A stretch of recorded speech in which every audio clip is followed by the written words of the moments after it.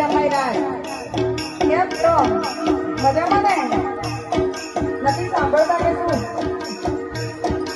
અને એટલું જ માટે મારે અમને ગાવું છે